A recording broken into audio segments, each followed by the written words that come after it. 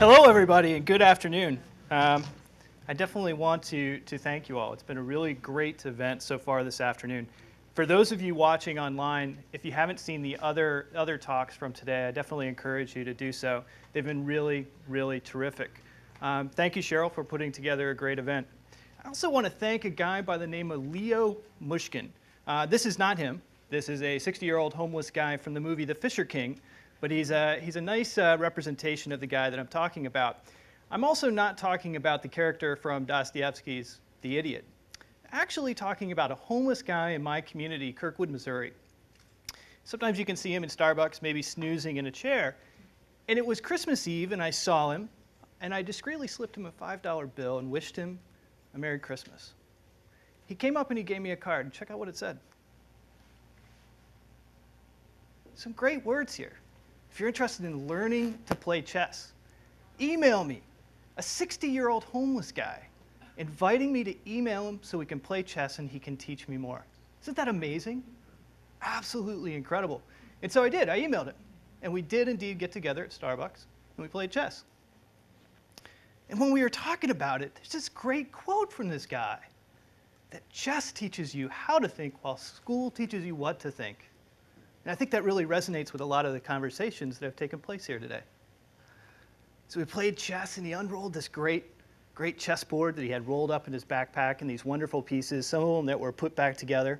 We had a wonderful game of chess. And you can see like the way he tracked all the moves. I'd played chess online, and I'd never seen this sort of notation. And then we had to take a break, because it ended that day, and we were going to come back another day, and he was able to map out exactly what was on the chessboard.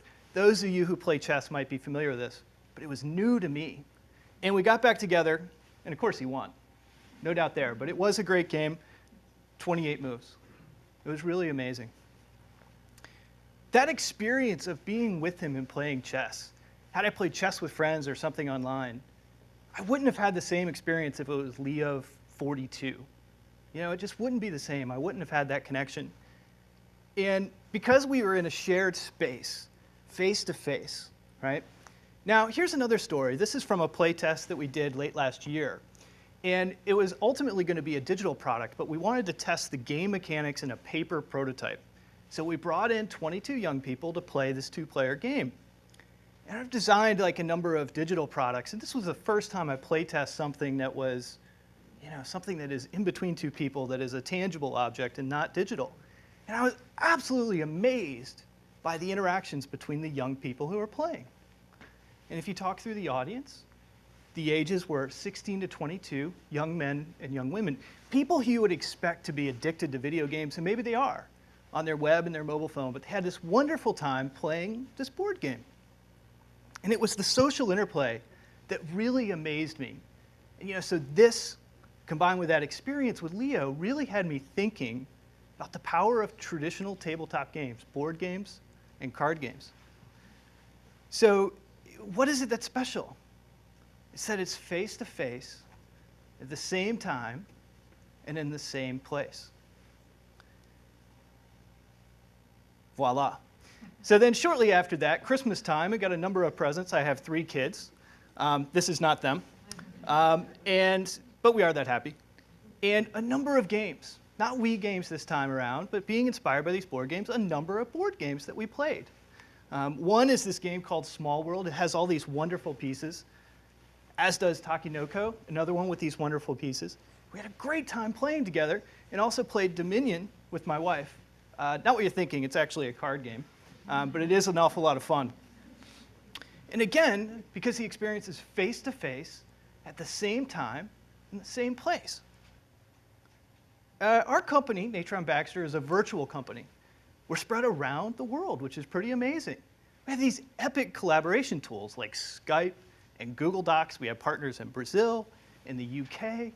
We're across the United States, and these tools are just really incredible to be able to support this way of working. Epic collaboration. But what's missing is that it's not face-to-face. Even when it's video, there's a screen in the way. It's not in the same place. So even though it's the same time, there's something missing. So talking about that screen and being in a virtual company, and oftentimes working from my house and being really sucked into this screen. There was a time when my oldest daughter, Emma, was trying to get my attention. She kept saying, "Daddy, Daddy." I never responded. So then she tried my name, Nathan. Nathan. No response from me. Sherman.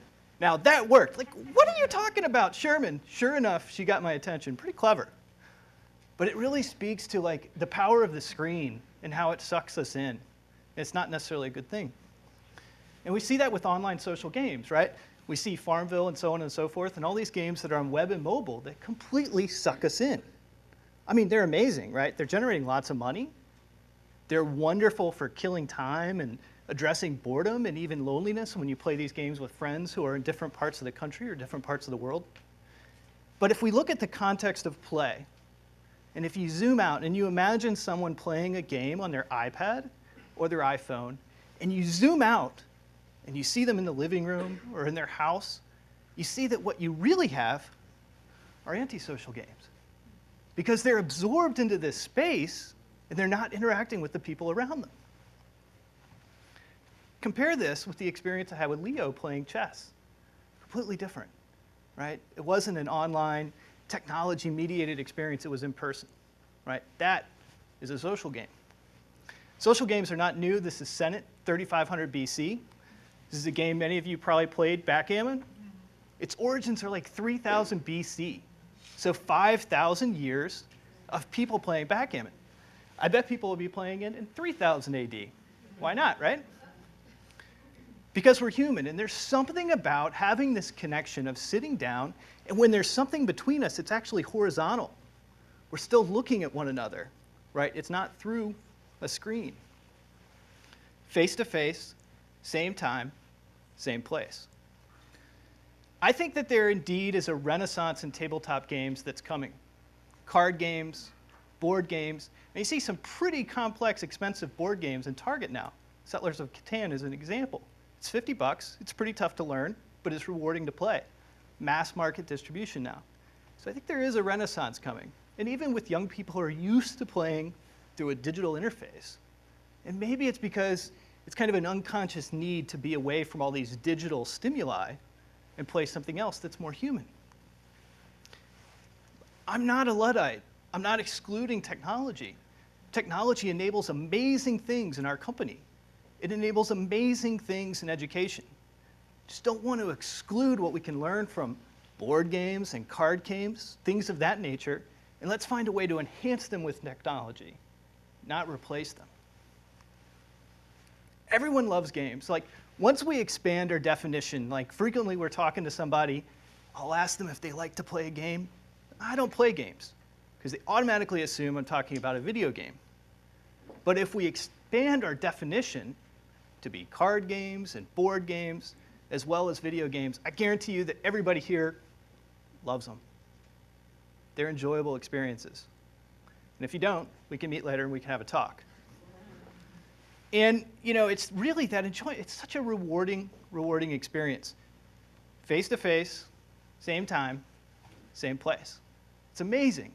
Like, am I gonna regret playing a game with somebody when I sit down with them in person? I might regret blowing 8-10 hours playing something online, but not the quality time I spend with somebody. In game design, there's a term called magic circle. So here's this wonderful, wonderful definition: a special place in time and space created by a game. We suspend reality for a little while. We get that permission to fail, permission to try again. We heard that mentioned earlier. So it's a safe place to go and to play. And isn't it interesting thinking of that being applied to the idea of our best classrooms?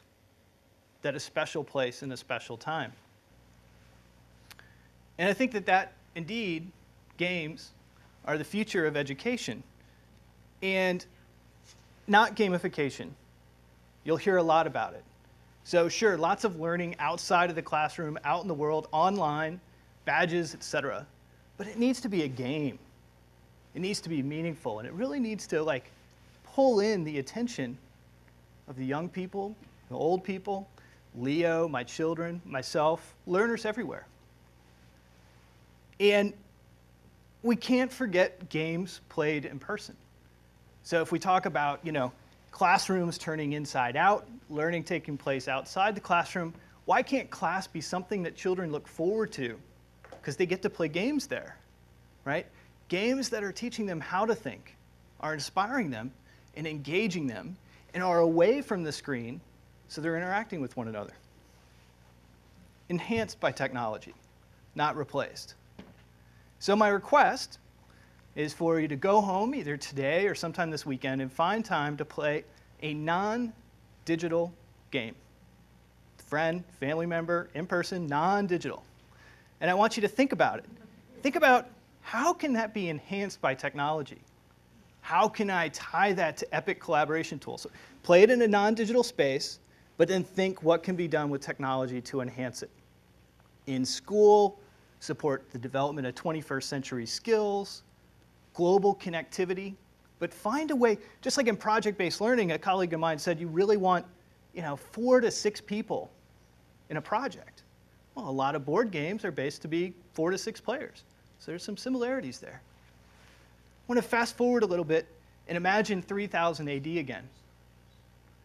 And a young man walks into a coffee shop, encounters somebody, discreetly slips him a $5 bill, wishes him a Merry Christmas, gets an invitation to play chess. And they sit down together, and he says, great games, not just chess, but great games, teach you how to think. Face to face, same time, same place. Thank you.